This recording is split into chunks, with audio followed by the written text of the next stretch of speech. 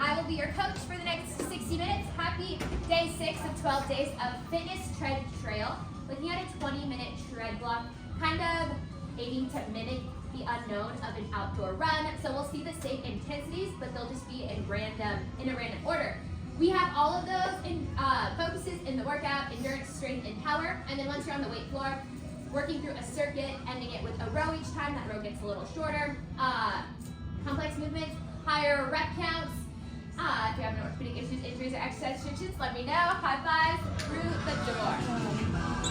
Hello, hello, hello, hello, hello, hello. Okay, so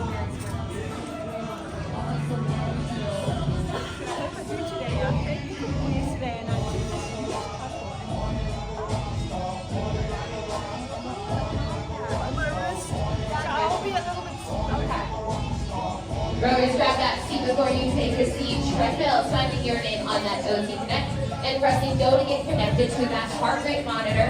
Then press that green start button by the waist. On the right side of that treadmill screen, you have quick touch buttons for speed. Increase that speed to 3 to 4 miles per hour. And on the left side, you have quick touch buttons for incline. Bring that incline up to 1%. This is Orange Theory's flat road. You also have those arrows by the waist to fine-tune that speed. Tread, you're in your warm-up. Rowers, finding your name on that OTFit and pressing go to get connected to your heart rate monitor. Looking at those foot plates in front of you, adjusting them so that the strap will be across the widest part of your foot. Putting both those feet in, then pulling that strap at the same time.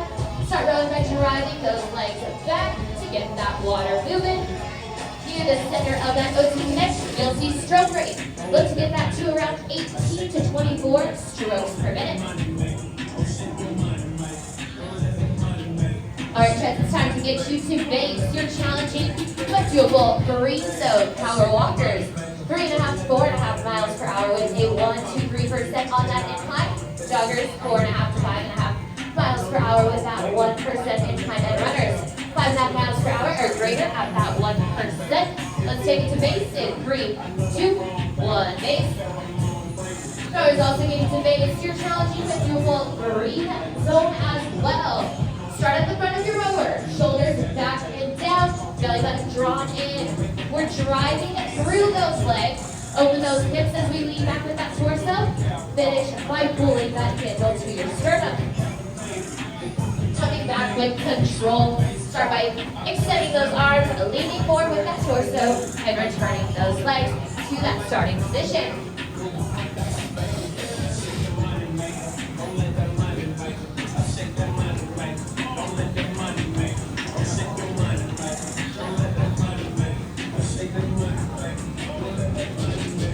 Looking good, team. You're about halfway through your warm-up. Looking at another 2.5 minutes, trying to find that green zone. Looking good, row team. 1 count back, 2 counts forward. All right, Treads, let's talk about your block number 1, 2.5 minutes. This is a primer. It's a build. We're going to be seeing that increasing intensity as we go. The 4 efforts that we see in this block, those are going to be the intensities that we're working with in that 20-minute tread challenge. Efforts you're going to see your base. You're going to see if that base to push, getting a little more uncomfortable, thinking about adding anywhere from 0.1 to 0.5. Then we're going to see our true push. Then we're going to finish with that push to all-out intensity. A little more aggressive than that push, but not quite that all-out.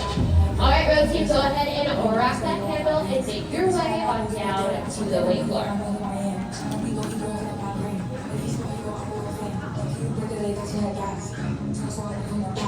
Nice long block down on the weight floor, 23 minutes and 45 seconds of a circuit. Working at your own pace, resting as you need. Your first exercise is that deadlift to low row. To set yourself up, we want those feet about hip width apart, dumbbells in front of us, right near that pocket. We're going to hinge those hips back, bowing that chest to the floor. We're going to rotate those palms, drive those elbows back, weights right back to that pocket, all the way back down, just right below that knee. And then driving those hips up, squeezing those glutes at the top for those 12 reps. Your next exercise is that lateral lunge to bicep curl. Holding 2 dumbbells, taking a step out, hinging those hips back and down, coming back to center, Then bringing those dumbbells right towards the shoulder, then switching to that other side. Your option for this exercise, you're going to turn it into a squat, taking those hips back and down, coming all the way back up before that biceps curl. For that alligator, 12 total reps, focus on keeping those arms nice and straight, stacking those palms right up on each other, sending those arms all the way, controlling yourself up, and then controlling yourself all the way back down. We're going to rotate those palms, and we're going to switch to that other side.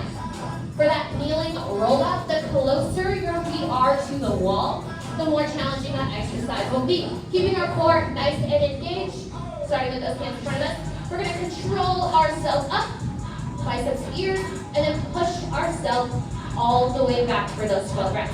For that high plank, alternating kick through. High plank position, core tight, hips low. We want our upper body to stay in place. We're going to kick one foot through, go back to that high plank, and then switch to that other side. Finally, for that back extension to lap pull down.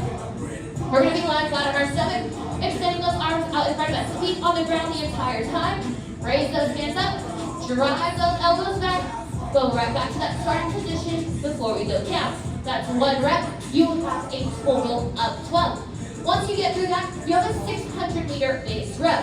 Each round, that row decreases by 200 meters as it gets a little shorter, looking to get a little more aggressive with that leg drive. Starting out with 12 reps of that deadlift to low row, looking to lift nice and heavy for this one. This will probably be your heaviest weight of the day. All right, chest team, we're getting right into it. A 1-minute base into a 45-second base to push. We should be in our base. We're holding on to it in 3, 2, 1. 1-minute base.